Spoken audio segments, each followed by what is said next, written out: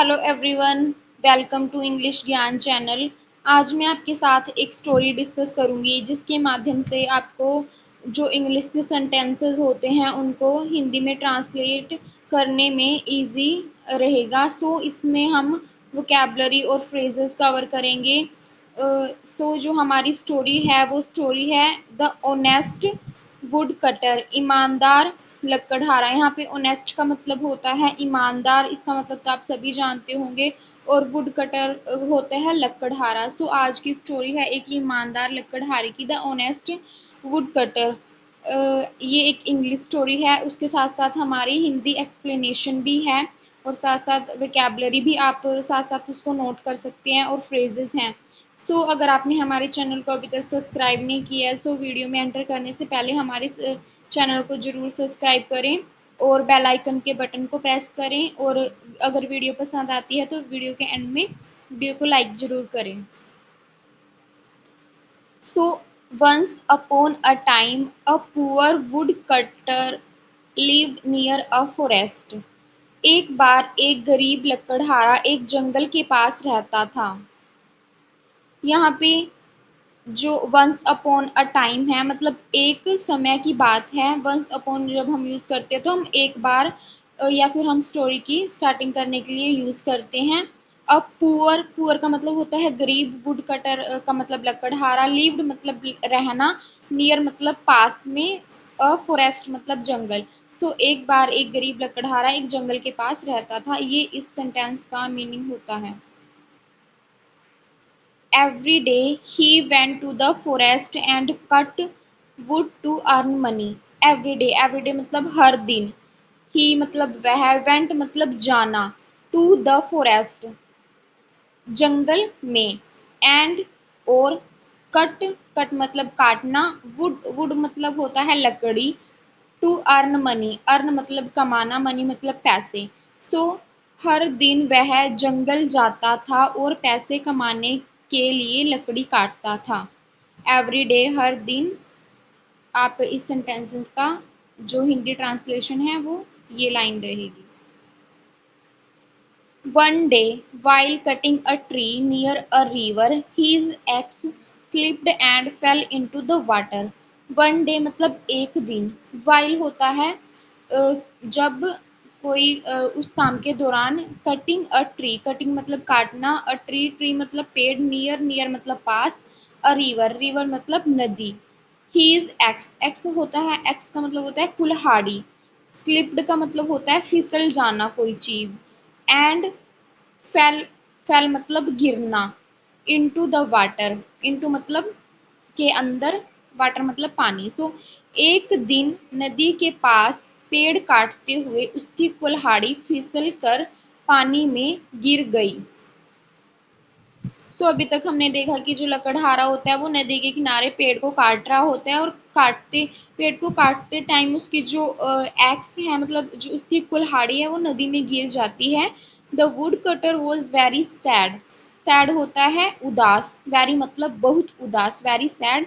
He sat down and started to cry, वह बैठ जाता है, सैट डाउन मतलब बैठ जाना, स्टार्टेड टू क्राई, क्राई होता है रोना, स्टार्टेड का मतलब होता है शुरू होना, उसने रोना शुरू करना।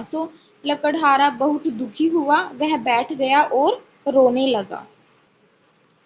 सडनली, सडनली का मतलब होता है अचानक, a river goddess appeared and asked why are you crying.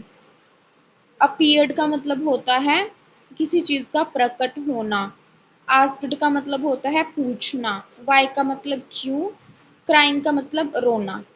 अचानक एक नदी देवी प्रकट हुई और पूछा तुम क्यों रो रहे हो। ही said my axe fell into the river, said का मतलब होता है कहना। उसने कहा मेरी कुल्हाड़ी नदी में गिर गई है। I am poor and can not buy a new one, poor मतलब गरीब, कैन नॉट बाय, बाय का मतलब होता है खरीदना और कैन नॉट का मतलब नहीं कर सकता। खरीद नहीं सकता। अ न्यू वन, न्यू का मतलब होता है नई, वन मतलब होता है एक। उसने कहा मेरी कुल्हाड़ी नदी में गिरी, गिर गई है, मैं गरीब हूँ, नई कुल्हाड़ी मैं नहीं खरीद सकता। The goddess dived in and came back with a golden axe. Is this yours? So जो गोडेस थी, देवी थी। अच्छा, गोड होता है, जो गोड होता है उसको हम देवता बोलते हैं। देवी को हम गोडेस बोलते हैं। डाइव्ड इन मतलब होता है पानी के अंदर डुबकी लगाना। And came back with a golden axe. Is this yours? So जो देवी थी, देवी नदी में गई और सोने की कुल्हाड़ी लाई और उसने उससे पूछा कि क्या ये है कुल्हाड़ी तुम्हारी है? The would cutter shook his head. Shook का मतलब होता है हिलाना, हेड मतलब सिर। सो जो लकड़हारा था उसने सिर हिलाकर इनकार कर दिया। नो, नहीं। दैट इज नॉट माइन, यह मेरी नहीं है। She then showed a silver axe. तो उसने उसके बाद उसको देवी चांदी की कुल्हाड़ी लाई। गोल्डन कुल्हाड़ी के बाद वो चांदी की कुल्हाड़ी लेकर वापिस आई। Again he said no. उसने फिर से इनकार कर दिया कि ये कुल्हाड़ी उसकी नहीं है। Finally she boat his old iron x. So finally का मतलब होता है आखिरकार या फिर लास्ट में। ब्रोट का मतलब होता है लाना। ओल्ड का मतलब पुरानी। आयरन, आयरन का मतलब होता है लोहे की बनी हुई। एक्स मतलब कुल्हाड़ी। ही स्माइल्ड, और वह मुस्कुराया। मुस्कुराना, स्माइल्ड। स्माइल का मतलब होता है मुस्कुराना। उसने कहा yes, that is mine. Mine का मतलब होता है मेरी। उसने फिर उसने फिर इनकार किया और देवी उसकी पुरानी लोहे की कुल्हाड़ी लाई। वह मुस्कुराया, हाँ यह कुल्हाड़ी मेरी है। The goddess was pleased with his honesty and gave him all three axes as a reward. So जो देवी थी, प्लीज्ड होता है प्रसन्न होना, खुश होना। जो देवी थी वो बहुत प्रसन्न हुई एंड किससे? ऑनेस्टी से, उसकी ईमानदारी से। और उसने गेव करना, गेव होता है देना। उसने जो ऑल थ्री एक्सेस मतलब जो सभी तीन कुल्हाड़ियाँ थी उसको रिवॉर्ड के रूप में दी। रिवॉर्ड मतलब होता है इनाम के तौर पे। सो देवी उसकी ईमानदारी से प्रसन्न हुई और उसे इनाम में तीनों कुल्हाड़ियाँ दे दी। The would cutter thanked the goddess and went home happily. लकड़हारे ने धन्यवाद दिया और खुशी खुशी घर चला गया। हैप्पीली होता है खुशी खुशी। सो ये हमारी स्टोरी थी। उसके बाद हमने इस स्टोरी में जो इम्पोर्टेंट वर्ड यूज़ किए हैं हम उनको एक बार डिस्कस कर लेते हैं, रिवाइज कर लेते हैं। सो जो वुड कटर है इसका मतलब होता है लकड़हारा। A person who cuts wood, जो लकड़ियों को काटता है इंसान, उसको हम वुड कटर बोलते हैं। अपीयर्ड का मतलब होता है प्रकट होना। कैम इनटू व्यू मतलब प्रकट होना, सामने आना। रिवॉर्ड का मतलब होता है इनाम। गिव फॉर गुड वर्क, जो हमें अच्छे काम के लिए दिया जाता है उसको हम रिवॉर्ड्स बोलते हैं। गोल्डन का मतलब होता है सोने का। मेड ऑफ गोल्ड, जो सोने से बना हो। एक्स का मतलब होता है कुल्हाड़ी। A tool to cut wood, एक ऐसा टूल या फिर एक ऐसा औजार जो लकड़ी काटने के लिए यूज किया जाता है। ऑनेस्ट का मतलब होता है ईमानदारी। ट्रुथफुल हो, जो फेयर हो। स्लिप्ड का मतलब होता है फिसल जाना। फेल एक्सीडेंटली मतलब अचानक फिसल जाना। सिल्वर का मतलब होता है चांदी, जो सिल्वर से बना हो, चांदी से बना हो। सो हमने सभी इम्पोर्टेंट वर्ड्स को डिस्कस कर लिया है। हमने जो इसमें फ्रेजेस यूज़ किए हैं हम उनको एक बार देख लेते हैं। जो हमने मुख्य वाक्यांश, फ्रेजेस को बोलते हैं वाक्यांश, जो की फ्रेजेस हमने यूज़ किए हैं that is once upon a time. Once upon का टाइम का मतलब होता है एक बार की बात है। जब भी हम कोई स्टोरी स्टार्ट करते हैं एक क्लासिक तरीके से, तब आपने जब भी वो स्टोरी अगर आप पढ़ते होंगे तो ये देखा ही होगा कि स्टोरी में starting once upon a time, once upon a day ऐसे वर्ड से होती है। हमारी नेक्स्ट फ्रेज है फेल इनटू द वाटर, पानी में गिर गई। फेल इनटू, इसमें जो फ्रेज यूज हुई है वो फेल इनटू यूज हुई है।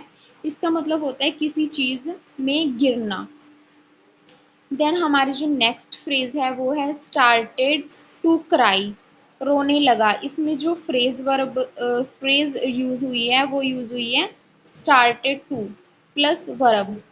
वर्ब इसमें क्राई, स्टार्टेड टू क्राई इसका मतलब होता है शुरू करना किसी। अगर हम बोलते हैं स्टार्टेड टू डांस, मतलब उसने डांस करना शुरू किया। स्टार्टेड टू क्राई मतलब उसने रोना शुरू किया। स्टार्टेड टू जंप उसने कूदना शुरू किया। स्टार्टेड टू रन उसने दौड़ना शुरू किया। तो हम ऐसे स्टार्टेड टू का यूज करते हैं।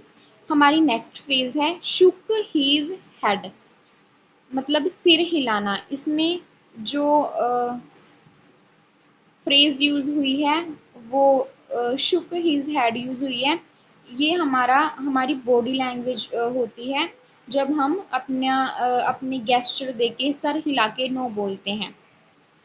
नेक्स्ट फ्रेज है एज अ रिवॉर्ड, इनाम के रूप में, किसी को कुछ देने का तरीका होता है एज अ रिवॉर्ड, हम इसमें फ्रेज यूज करते हैं। सो चलिए अब हम जो हमारी स्टोरी थी उसका मोरल डिस्कस कर लेते हैं। इस कहानी से हमें क्या सीख मिली हम वो देख लेते हैं। Honesty is the best policy, ईमानदारी सबसे अच्छी नीति है।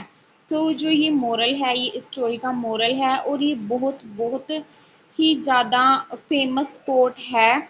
Honesty is the best policy. जो सच बोलता है और लालच नहीं करता उसे हमेशा अच्छा फल मिलता है।